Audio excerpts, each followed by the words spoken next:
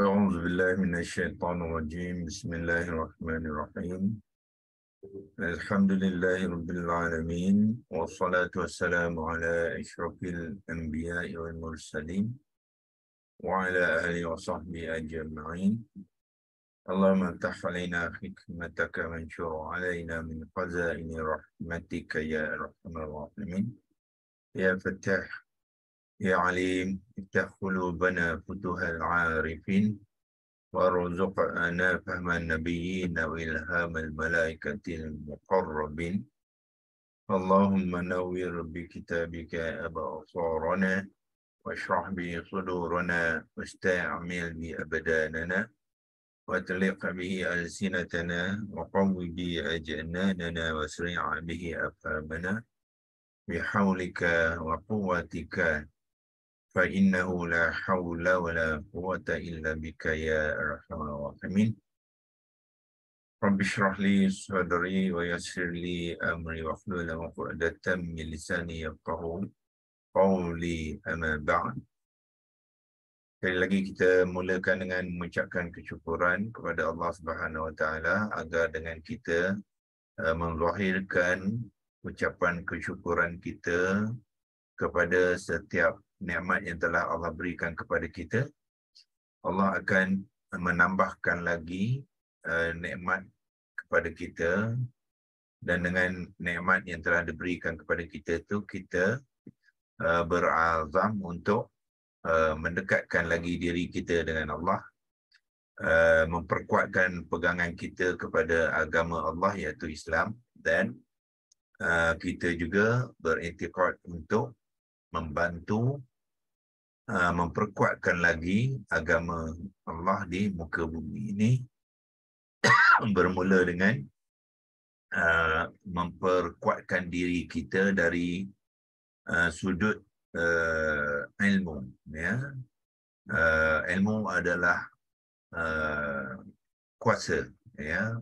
Orang putih kata knowledge is power, ya. Kerana dengan ilmu lah kita akan lihat sekarang ni kenapa pihak-pihak musuh Islam, ya, pihak-pihak musuh Islam menguasai dunia sekarang, ya. The world order of the world of the globe sekarang ni sayangnya bukannya dikuasai oleh orang Islam, ya, kerana orang Islam sudah ketinggalan, ya, dari aspek ilmu, ya. Yang sekarang ialah orang-orang yang bukan Islam yang menyebabkan orang Islam terpaksa mengikut, ya, trend tuju yang dikendalikan oleh orang-orang bukan Islam, ya. Kenapa? Sebab orang Islam telah ketinggalan, ya, dari usaha untuk mempertabatkan ilmu, terutamanya ilmu Al-Quran, ya. Ramai pada orang Islam sekarang sudah terpisah dengan menghayati ilmu yang telah disampaikan oleh Allah kepada kita melalui Nabi kita Muhammad sallallahu alaihi wasallam. Kita banyak fokus kepada kosmetik. Kita panggilkan kosmetik skill, iaitu membaca dengan membunyi, ya, membaca dengan membunyi, menjaga hukum-hukum, dan setengahnya boleh membaca dengan baik dengan dalam keadaan berlagu. Tetapi yang paling penting daripada itu ialah ilmunya kita tidak tumpukan, ya, dalam pembelajaran Al-Quran kita, ya.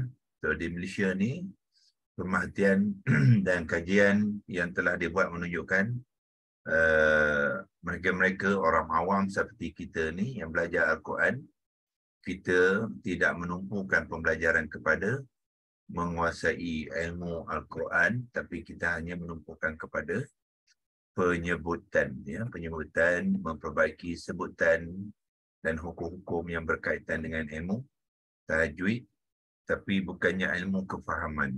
Yang dimaksudkan ilmu yang lebih penting ialah ilmu kefahaman, ya. Kerana di zaman uh,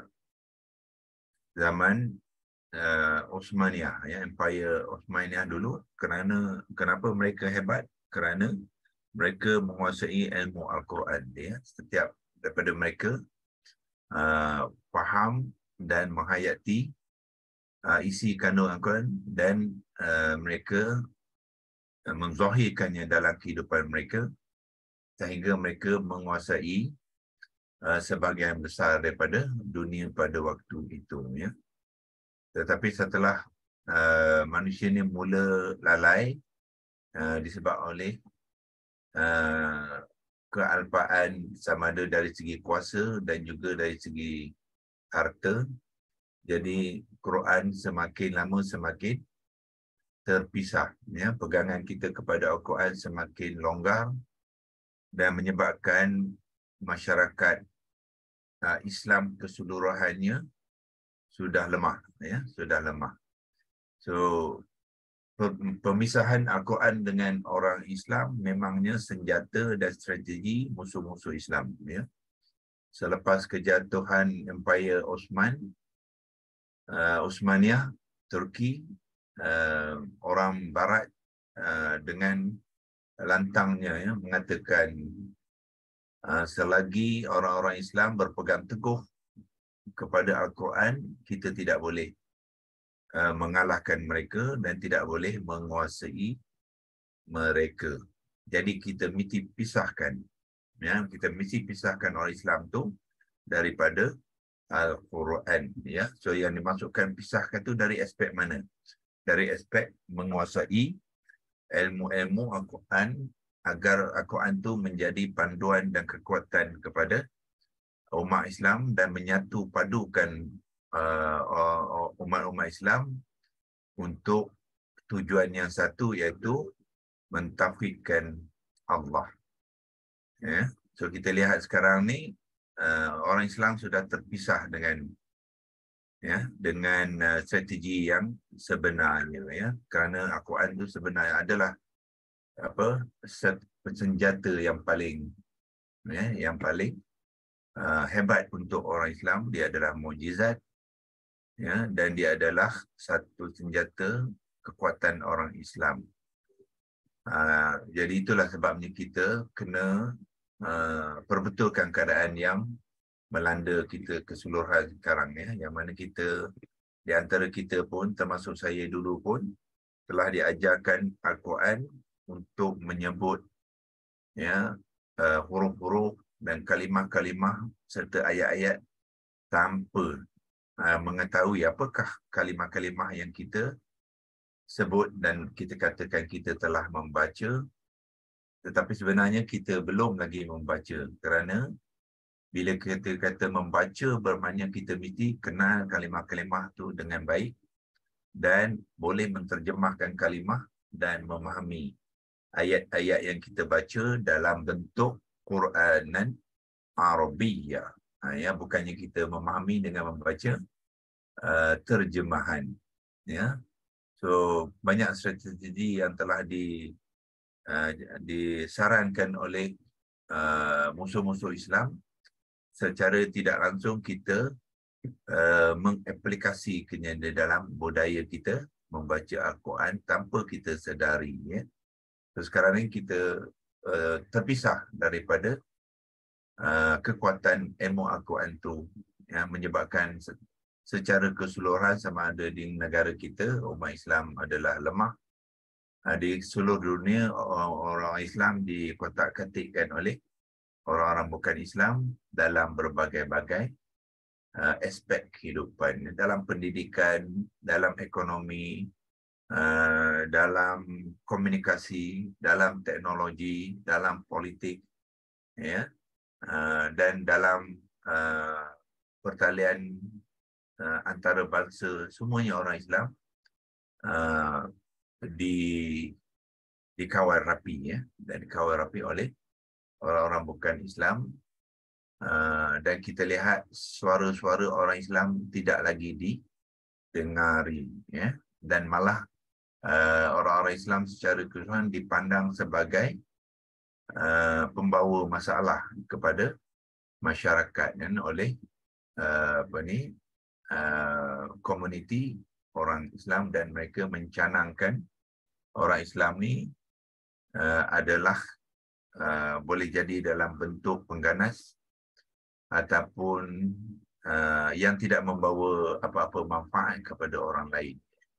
Jadi itulah kejayaan mereka kerana apa? Kerana kita sendiri, ya. Kesalahan itu adalah kita sendiri, ya. Kalau kita kuat dengan Al-Quran, dakwah-dakwah seperti ini tidak boleh berlaku. Tapi kita sendiri yang lemah, jadi itulah, ya, berlakunya keadaan. Itu sebagai mukadimah, ya, pagi ini untuk kita renung-renungkan, ya. Itulah tujuannya QHS Academy mengambil langkah sedikit berbeza daripada program-program Al-Quran yang lain, iaitu kita ingin menimbulkan kembali rasa kesedaran yang Al-Quran itu perlu difahami, ya, difahami dan dihayati, dan perlu disebarkan, ya, kepada seluruh masyarakat, dan kekuatan ilmu Al-Quran itu perlu dicapai semula, ya, insya-Allah.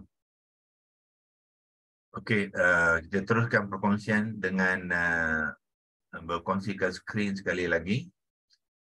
Dan on the screen tu, puan-puan, tuan-tuan dan puan-puan boleh lihat hasil perkongsian kita pada semalam lah, ya, 27 hari bulan 3. Kita mengupaskan, kalau kita besarkan sikit, ya, kita mengupaskan kalimah bi'a lihatina, ya. Bi'a lihatina adalah kalimah yang kelima di dalam ayat 62 surah 21. Ya, so apa yang kita buat hari itu sebagai ulang kaji supaya tuan-tuan pelan-pelan boleh mengikuti proses yang dikongsikan oleh QHS Academy, ya, dalam memahami kalimah-kalimah Al-Quran, ya, iaitu apa kita buat pertama sekali. Bi'alitina ni, kalau kita ingin melihatnya dengan lebih baik, kita pecahkan kepada komponen-komponen yang membentuk kalimah tu, ya. Komponen dia apa? Bi, lepas tu alihati yang kedua tu, dan na, ya, itulah komponen kepada kalimah bi'alihatina, ya. Tetapi dalam bentuk komponen, kalimah asalnya bukanlah dituliskan sebegini rupa, ya, kerana dalam bentuk komponen maknanya kalimah-kalimah ni tidak bergabung, ya, tidak bersatu dan tidak bergabung, maka dia perlu mengambil bentuk asalnya, ya, bentuk asalnya. Jadi alihati adalah asalnya adalah alihatun, ya. So kita terangkan dia. Sebenarnya komponen B ini komponen asal, tidak ada masalah. Alihati asalnya ialah alihatun dengan ta marbutah dan baris hadapan yang bertanwin, ya. Bukannya ditulis yang ni adalah setelah dia bergabung, ya, dengan ketiga-tiga komponen barulah dia ditulis alihati, ya. Tapi original dia sebelum tu dia asalnya ialah alihatun, yang itu kita nyatakan dalam bentuk alihatun. Dan alihatun sebenarnya asalnya apa juga, ya. Hamzah qata' dengan alif mad tu akhir kita panggil dia mad badal, ya, mad gantian.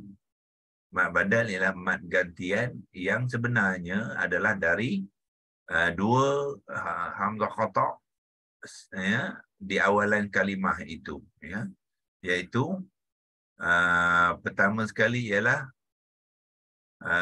hamzah qata' yang berbaris atas dan hamzah qata' yang berkepala alif dan yang sukun, ya, yang dibunyikan sebagai lihatun, lihatun. Jadi ni orang Arab dia lebih suka ataupun lebih sesuai menyebutnya sebagai dengan memanjangkan huruf hamzah tu kepada 2 harakat, dan begitulah ditulisnya dalam bentuk mad badal, ya. Dia tulis bentuk asalnya ialah alihatun, ya. Jadi komponen asal kepada bi alihatina ialah ba harfun ya yang berbaris kasrah tu, alihatun, kemudian na isim dhamir mudhafun ilaih. Itulah asalnya, ya. So daripada sinilah dia membentuk bi dengan alihatun dengan na, kemudian menjadi bi alihati apabila dia bergabung dengan bi, kemudian disambung dengan na, jadilah bi alihatina, ya. Itulah proses, ya, memahami kalimah-kalimah Al-Quran dengan mengasingkan, ya, komponen-komponen yang membina kalimah tu. Kemudian kita susuri dengan pembentukan kalimah supaya kita lebih kenal kalimah tu dengan terperinci, iaitu kita mulakan dengan komponen yang utama, ya. Komponen dia ada 3 komponen, ya. Komponen kelasinan sini apa komponen dia? 1 komponen B, 2 komponen alihati dan na. Jadi kita mulakan dengan komponen yang utama iaitu alihatun ni, ya. Bila kita selesai dengan alihatun, barulah kita tambahkan B dan tambahkan. Itulah proses dinamakan pembentukan kalimah. Jadi kita bentukkan alihatun. Kita letak alihatun sini.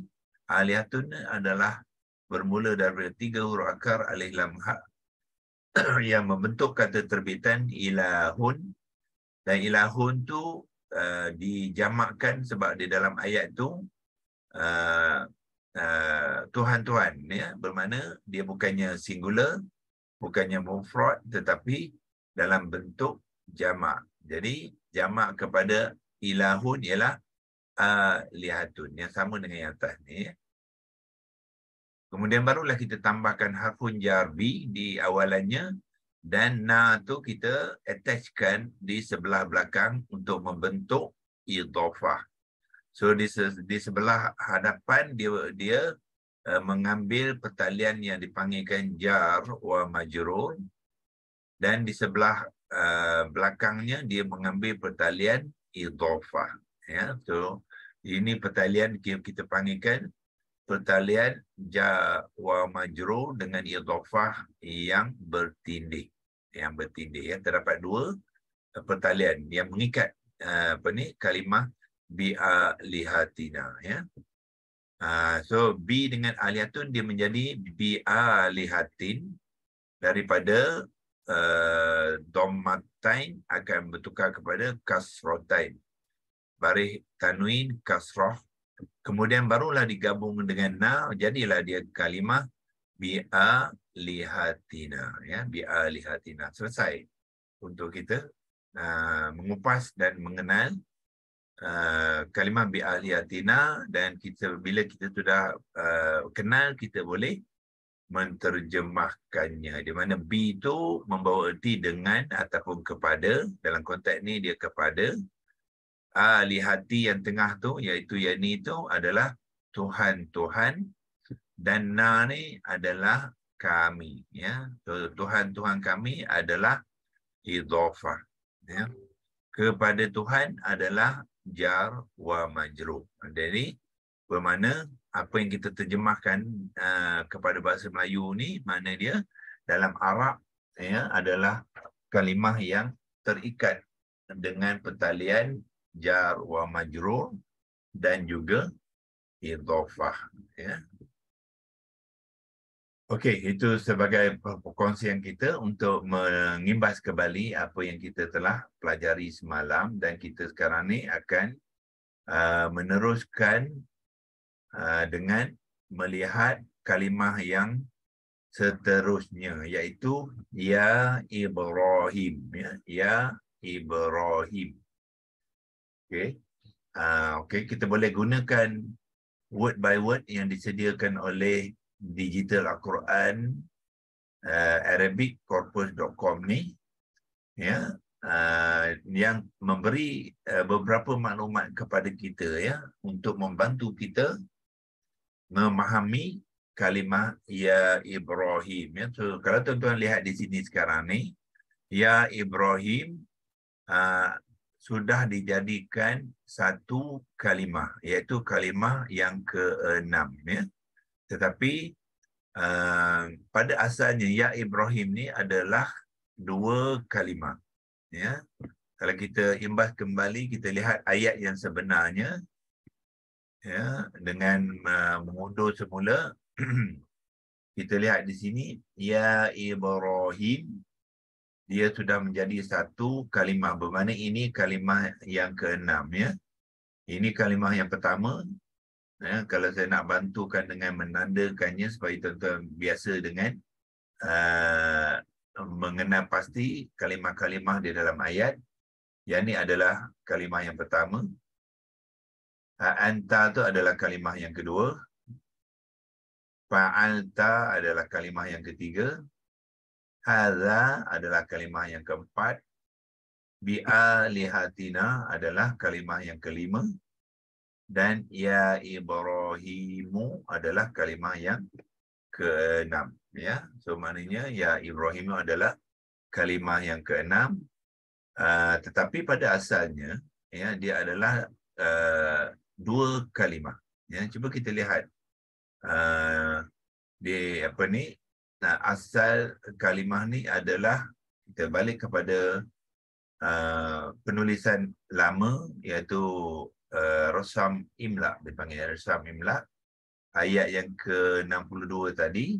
Di sini tuan-tuan boleh melihat, kalau saya besarkan sikit dengan fokus kepada ayat yang itu, qalu anta fa'alta hadza bi ali ya Ibrahim ya. So maknanya permulaan original dia ya. Originalnya ialah dua kalimah ya, dua kalimah.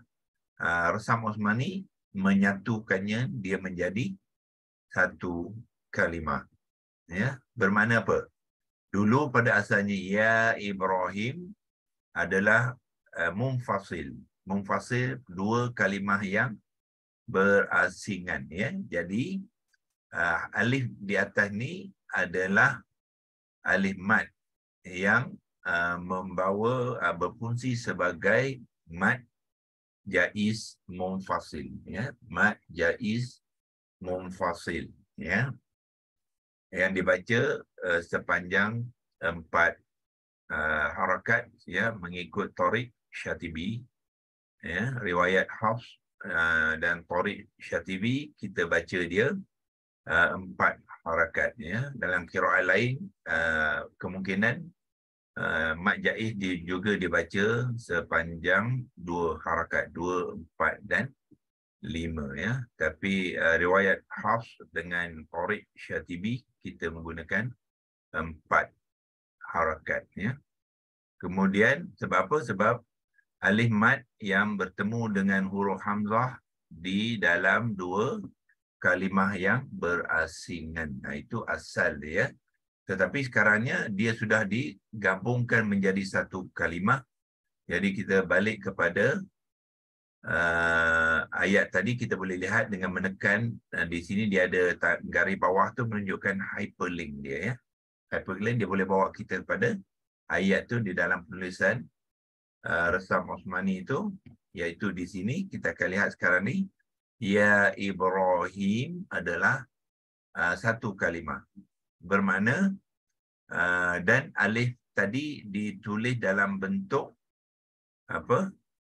Dalam bentuk alif kecil yang ditandakan tanda panjang di atasnya, menunjukkan pembacaan mad panjang. So alif kecil sekarang berfungsi sebagai huruf mad yang memanjangkan bunyi ya sebelumnya melebihi 2 harakat ya. Jadi disebabkan alif mad ni sekarang bertemu dengan hamzah qata' di dalam satu kalimah, jadi sekarang ni alif ni mad di sini adalah mad wajib ya, mad wajib muttasil. Ya, so dia sudah berubah kepada mad wajib muttasil kerana dia sudah berlaku di dalam satu kalimah. So panjang bacaannya kita bezakan dengan mad jaiz munfasil dengan membacanya sepanjang 5 harakat. Ya, so apabila di dalam kalimah Al-Quran terdapat 2 konteks, iaitu satu mad jaiz munfasil dan pada yang sama terdapat mad wajib muttasil. Jadi kita beri keutamaan kepada mad wajib muttasil dengan membaca mad wajib muttasil sepanjang 5 harakat seperti di sini. Ya. Dan kita panjangkan bacaan untuk mad jaiz munfasil seperti di sini. Ya. Sini tuan-tuan lihat ada satu mad jaiz, ya, munfasil, di mana waw mad bertemu dengan huruf hamzah di dalam 2 kalimah yang berasingan. So panjangnya bacaan untuk waw mad ni ialah sepanjang 4 harakat. Ya. Sedangkan di sini kita membaca panjangnya alif mad tu sepanjang 5 harakat. Ya, sebab dia sudah berlaku di dalam satu perkataan, satu kalimah yang sama. Sedangkan di sini dia berlaku di dalam 2 kalimah. Ya, macam mana kita nak mengenal 2 kalimah? Ya, kita boleh kotakkan dia dan ambil warna lain, iaitu 2 kalimah ialah huruf waw mad tu adalah berlaku dalam kalimah qalu. Sedangkan hamzah qata' tu berlaku dalam kalimah anta. Sebab itu kita panggil dia munfasil, ya. So bertemunya alif mad tu dengan hamzah tu berlaku dalam 2 kalimah yang berasingan. Bermakna apa? Huruf hamzah qata' tu tidak dalam kalimah yang sama dengan huruf mad waw. Itulah dinamakan munfasil, ya. Sedangkan di sini huruf hamzah qata' ni adalah di dalam kalimah yang sama dengan huruf alif mad sebelumnya. Itulah dinamakan mad wajib muttasil, ya. Muttasil bermakna dia attach sekali dalam satu kalimah. Kalau munfasil maknanya dia berada di dalam 2 kalimah yang berasingan. Ya, itu bahagian tajwid dia. Sebab nahu, soroh dengan tajwid dia berikat rapat. Ya. Dia 3 serangkai. Jadi kita memahaminya dalam konteks yang holistik, ya, bersepadu, ya, dan secara menyeluruh.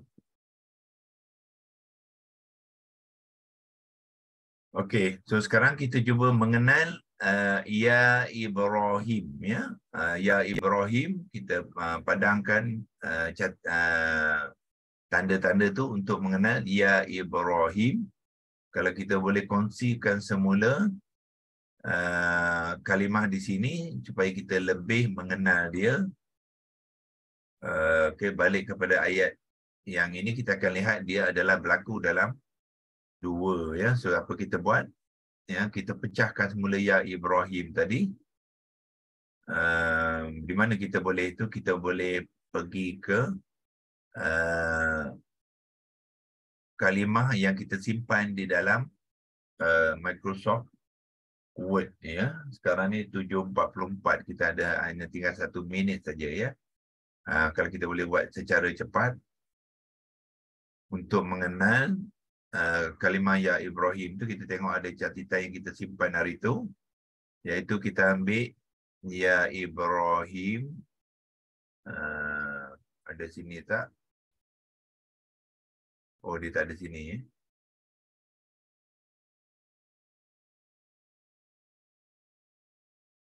Ni bi'aliyatina. Okey, bagaimana kita kena membuat penulisannya semula, ya, supaya untuk perbincangan kita pergi ke Lexilogos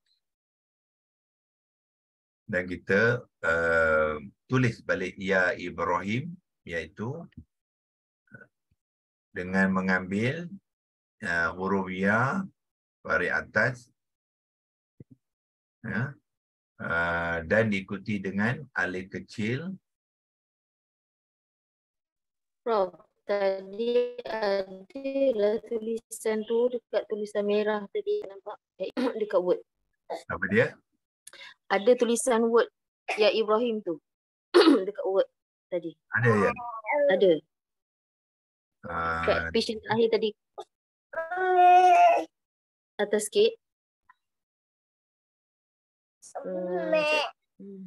Ayat yang semalam tu, dia atas sikit pada yang tu je.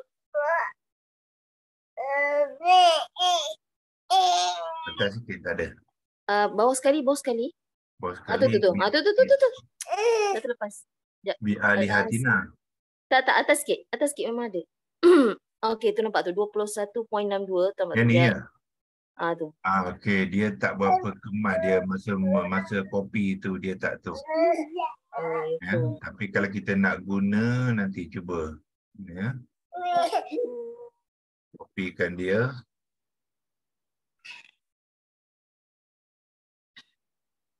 Ya, okey ya. Cuma di sini alif kecil tu sepatutnya tanda panjang ya. Cuma alif kecil dalam keyboard ni dia tidak ada tanda panjang, tapi kita boleh gunalah ya. Kita boleh guna, iaitu apa kita buat? Kita pecahkan dia kepada komponen seperti biasa ya. Hari ini nampaknya kita sampai di situ saja ya, sebab kita dah sampai masa kita pecahkan saja dia sebagai komponen saja, dan kita sambung pengenalan dia besok hari ya. So kita pecahkan kepada dua komponen, iaitu kita asingkan ya, asingkan. Yang ini sebenarnya dia asalnya ialah ya dengan alif ya, yang seperti kita lihat tu, dan kita tambahkan dia kepada Ibrahim ya, Ibrahim. Yang ni kita tukarkan kepada amla qata yang asal, itulah komponen. So komponen kita boleh pakai arrow terbalik tu ya, untuk membahaskan. Jadi kita akan nanti besok kita akan terangkan apakah ya di sini dan apakah Ibrahim, peranan-peranan dua kalimah ni dalam membentuk kalimah ya Ibrahim, yang sudah sekarang ni sudah menjadi satu kalimah ya. Dan sebelum kita bergabung ini dia belum bergabung ya. Jadi belum bergabung, alif ni kita tidak panjangkan dia ya. Kalau dia bergabung tanpa tanda campur ni, kita panjangkan ya. Kita panjangkan ya. Ataupun kalau kita nak buat satu lagi step pun boleh, iaitu kita gambarkannya dengan menggabungkan dua ni sebelum dia bergabung menjadi satu kalimah ya. Dia adalah sebegini rupa. Okey, kita buangkan tanda ni dan kita panjangkan ya ni ya. Ya ni kita panjangkan dengan alif yang bertanda panjang di atas. Itu sebenarnya ya. Jadi dia bergabung dengan ini tulisan lamalah, imla ya Ibrahim, masih lagi dua kalimah ya. Ataupun kalau kita nak asingkan dia pun boleh, dua kalimah, satu kalimah ya, satu kalimah Ibrahim, hasil daripada ya yang asalnya tidak ada mat, itu bukan mat yang panjang sebab dia belum lagi bergabung ya. Tidak berlaku mat jaiz lagi di sini, dia hanya berlaku apabila digabungkan dengan membuangkan tanda campur ya. So bila dia bergabung kemudian ditulis dalam bentuk resam Osmani, maka dia menjadi satu kalimah ya. So kita terpaksa berhenti di sini hari ini. Besok kita akan terangkan dua kalimah ni apa dia ya Ibrahim, macam apakah peranan mereka di dalam ayat itu ya, insya-Allah. Kalau kita masih lagi mau meletakkan rujukan 26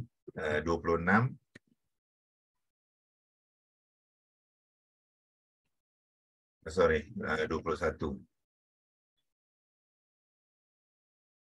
62 dan kalimah yang ke-6. Sekarang ni kita nak membahaskan kalimah yang ke-6 ya. So yang ni kita boleh simpan dia dan kita akan sambung perbahasan kita besok ya. Yang ni kita simpan dalam print screen. Mana tidak? Okey. Dan pada masa sama kita simpan dia dalam Word. Kopikan dia. Pergi ke Word sini. Kita letak dia sebelah bawah. Ya. Okay. Cuma nanti kita cuba carikan alif kecil yang bertanda panjang. Kalau kita boleh masukkan alif kecil tanda panjang di dalam kalimah ni, dia adalah lebih tepat ya. Okey, so kita berhenti hari ini di sini dulu dan kita akan sambung perkongsian kita besok hari ya. Okey, wabillahi taufiq wal hidayah. Wassalamualaikum warahmatullahi wabarakatuh. Terima kasih doktor. Assalamualaikum. Waalaikumsalam. Assalamualaikum.